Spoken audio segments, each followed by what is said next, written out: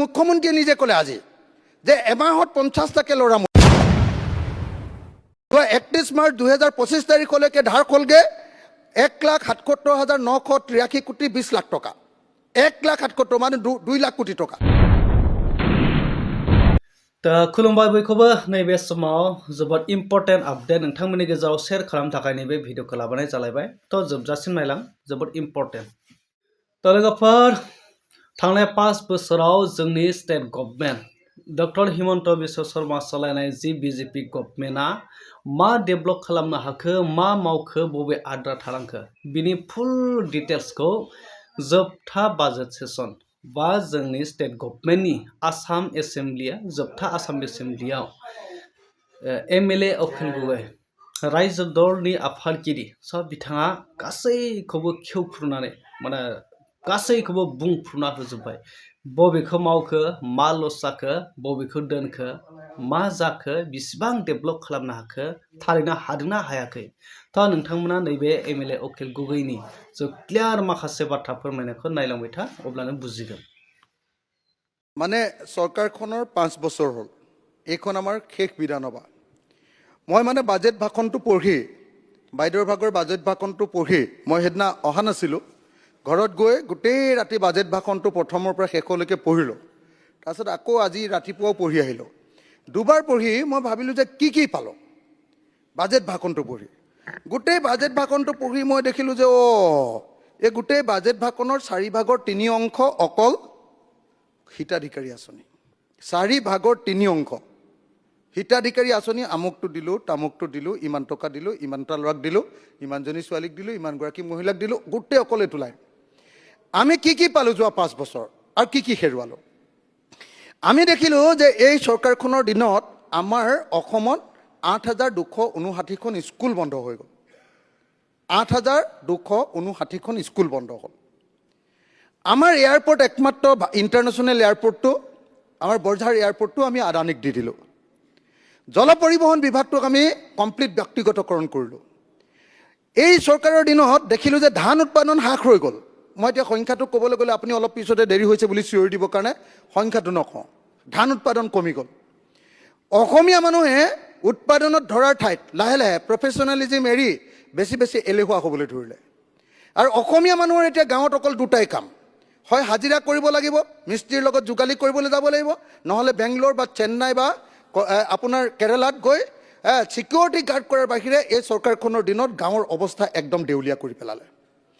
তো অসমৰ এতিয়া আমি দেখিলোঁ যে বহিৰাজ্যত কাম কৰিবলৈ গ'ল মুখ্যমন্ত্ৰীয়ে নিজে ক'লে আজি যে এমাহত 50টাকে ল'ৰা মৰিছে আৰু 6 মাহত 162টা ল'ৰা মৰিছে অসমৰ মুখ্যমন্ত্ৰী হিচাপ আছে আজিও কৈছে তেওঁ।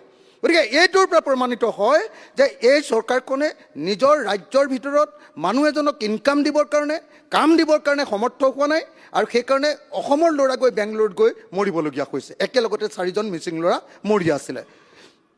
আজি অসমৰ মাটি আদানী আম্বানী ৰামদেৱৰ হাতলৈ গ'ল তেখেতে জানে তেখেতে খুব কৈ আছিল অলপ আগত আমাৰ অকল কাৰ্বি আংলঙৰ মাটি 1,20,000 বিঘা মাটি আম্বানী আদানীৰ হাতলৈ গৈ আছে। এতিয়া এইটো গৈছে বস্তুৰ মূল্য এই চৰকাৰখন অহাৰ আগতে 1 কেজি নিমখৰ দাম আছিলে 3 টকা এতিয়া 10 টকাৰ পৰা 35 টকাৰ ভিতৰত।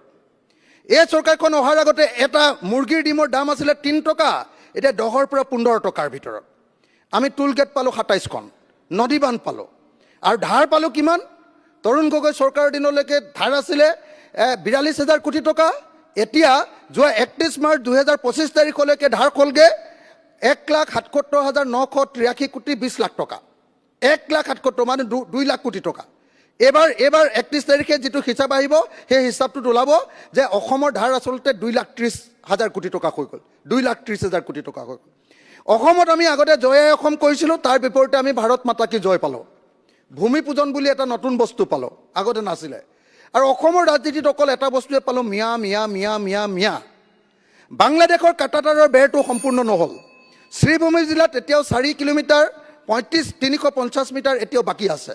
দক্ষিণ চালমৰাত 38 কিলোমিটাৰ 950 মিটাৰ এতিয়াও 38 কিলোমিটাৰ 950 মিটাৰ এতিয়াও উন্মুক্ত হৈ থাকিলে সীমান্ত চিল নহ'ল। অসমৰ চুবুৰীয়া ৰাজ্যক অকল মেঘালয়কে হাঁহিমত আমি 3.21 বৰ্গ কিলোমিটাৰ অসমৰ ভূমি এৰি দিলোঁ বিদেশী খেদিম বুলি কৈছিলে যে টালি টোপোলালৈ চব যাব লাগিব বিদেশীবিলাক। এতিয়ালৈকে 1676জন বিদেশী এতিয়ালৈকে অসমৰ পৰা গ'ল যোৱা 9 বছৰত। আৰু সেই হিচাপত মই আজি অলপ আগতে হিচাপ কৰিছিলোঁ যে 1676জন যদি 9 বছৰত বিদেশী গ'ল, মোক দিয়া তথ্য অনুসৰি ইয়াত বিধানসভাত, তেতিয়াহ'লে বছৰি 186জন বিদেশী গ'ল। আৰু এই হিচাপত 40 লাখ বিদেশী বিজেপিয়ে কোৱা মতে বিদেশী যাবৰ কাৰণে আমি বিজেপি চৰকাৰখনক অসমত শাসন কৰিবলৈ দিব লাগিব 21,480 বছৰ। 21,480 বছৰ ইয়াত শাসন কৰিলেহে বিজেপিয়ে বিদেশী খেদি শেষ কৰিব। এতিয়া যেনেকৈ খেদি আছে। স্মাৰ্ট মিটাৰ পালোঁ, ফ্লাইঅভাৰ পালোঁ দেই, কেইখনমান ভালেই পাইছোঁ সেইটো। তাৰপিছত অৰুণোদয়ৰ নামত 1250 টকা পাইছোঁ। মহিলা উদ্যমিতাৰ নামত 10,000 টকা পাইছোঁ, কিন্তু 6 জনগোষ্ঠীৰ জনজাতিকৰণ নাপালোঁ। কেঁচা চাহপাতৰ মূল্য কমি গ'ল, কিন্তু সকলো বস্তুৰ দাম বাঢ়ি গ'ল। বানমুক্ত গুৱাহাটী নাপালোঁ আৰু বানমুক্ত অসমো নাপালোঁ। NRCখন আজিও নহ'ল। অসম চুক্তিৰ আধাৰত খিলঞ্জীয়াৰ সুৰক্ষা কবচো নাপালোঁ। আৰু আমি এই চৰকাৰৰ দিনত জুবিন দাক হেৰুৱালোঁ। জনজাতিবিলাক মিচিং, সোণোৱাল কছাৰী, ঠেঙাল কছাৰী, তিৱা, ৰাভাক 6 শিডিউল দিম বুলি কৈছিলে, ৰাম ঠগন দিলে।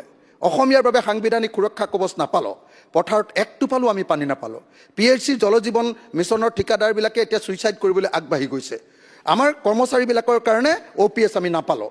ভাল বিদ্যালয় নাপালোঁ, শিক্ষক নাপালোঁ, বেছিকৈ শিক্ষক নাপালোঁ, যিমান উপযুক্ত শিক্ষক লাগে। আশা কৰ্মীৰ দৰমহা 3,000ৰ পৰা 4,000 হ'ল, কিন্তু অতি কমেও আশা কৰ্মীৰ দৰমহা 10,000 কৰিব লাগে। আশা ছুপাৰভাইজাৰৰ দৰমহা 10,500 টকা হ'ল, এইটো অতি কমেও 20,000 কৰিব লাগে। ৰান্ধনীৰ দৰমহা 2,000 হ'ল, কিন্তু সেইটো অতি কমেও 5,000 কৰিব লাগে। অংগনবাদী কৰ্মী সহায়িকাৰ দৰমহা 8,000 আৰু 4,000 হ'ল, সেইটো অতি কমেও 20,000 আৰু 15,000 কৰিব লাগে। জীৱিকা সখীৰ 9,000, সেইটোৰ দাম অতি কমেও 15,000 কৰিব লাগে। তাৰপাছত মই দুটা শব্দ কম আৰু গাঁও প্ৰধানবিলাকৰ 14,000 দৰমহাটো 30,000 কৰিব লাগে। VDP বিলাকে 25জন মানুহে এবছৰত 25 টকা পায়, এবছৰত 100 টকা পায়, সেইটো বঢ়াব লাগে। এমাহত 3,000 টকাকৈ পোৱাৰ ব্যৱস্থা কৰিব লাগে। অৰুণোদয়ে 3,000 টকাকৈ সকলোকে দিম বুলি কৈছিলে, সকলো মহিলাকে দিম বুলি কৈছিলে, নাই দিয়া। গতিকে সকলো মহিলাকে অৰুণোদয় দিয়াৰ ব্যৱস্থা কৰিব লাগে। মাইক্ৰ' ফাইনেন্সৰ ধাৰ মাৰি দিম বুলি কৈছিলে সকলো মহিলাকে, এতিয়ালৈকে মই লেখ কৰি দিছোঁ, এতিয়ালৈকে মানে 12,500 কোটি টকাৰ ভিতৰত অকল 2,300 কোটি টকা ধাৰ মাৰিলে, 9,700 কোটি টকা ধাৰ মাৰিবলৈ বাকী থাকিব। বৃদ্ধ পেঞ্চন 1,250 টকা, 1,250 টকাৰ 3,000 টকা কৰিবলৈ মই দাবী জনাইছোঁ, এতিয়া 400 টকা কৰিছে। ৰেকৰ্ডত নাথাকে।